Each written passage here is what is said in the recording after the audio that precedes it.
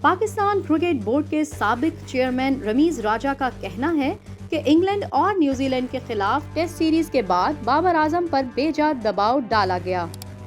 White ball cricket में अच्छी performance के बावजूद इन्हें बेमानी तनाज़ात में धकेला जा रहा है।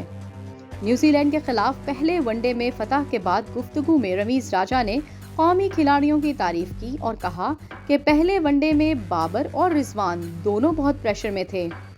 रमीज राजा ने कहा कि 2 साला टीम की परफॉर्मेंस की खासियत ये थी कि इस टीम ने तनाज़ा से खुद को बचा कर रखा हुआ था।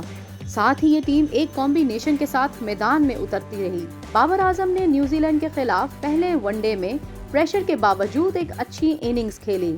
साबिक चेयरमैन पीसीबी का कहना था कि पहले मैच में मोहम्मद रिजवान पर बहुत प्रेशर था क्योंकि इन्हें न्यूजीलैंड के खिलाफ टेस्ट सीरीज में नहीं खिलाया गया। रिजवान को दोबारा से अपनी फॉर्म में आना था। वनडे या टी20 मिडिल ऑर्डर में बैटिंग सबसे मुश्किल काम है, लिहाजा रिजवान के लिए रन्स करना सबसे मुश्किल था। मोहम्मद रिजवान को नाइब कप्तानी से हटाने के फैसले पर रमीज राजा का कहना था कि रिजवान को खामखा नाइब कप्तानी से हटाया गया। हमें पता है रिजवान जी जान लगाकर खेलते हैं।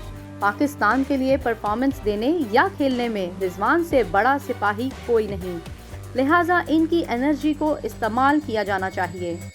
मोहम्मद रिजवान एक बाकायदा कप्तान रहे हैं तो अब व्हाइट बॉल में ऐसा तजर्बा होना ही नहीं चाहिए था। साबिक चेयरमैन पीसीबी का कहना था बाबर और रिजवान एक कंफर्ट लेवल है। इस कंफर्ट लेवल को तोड़कर रिजवान से नाइब कप्तानी ली गई। मेरे ख्याल से ये एक बेतुक्का सा फैसला था जिससे टीम पर प्रेशर बढ़ जाता है।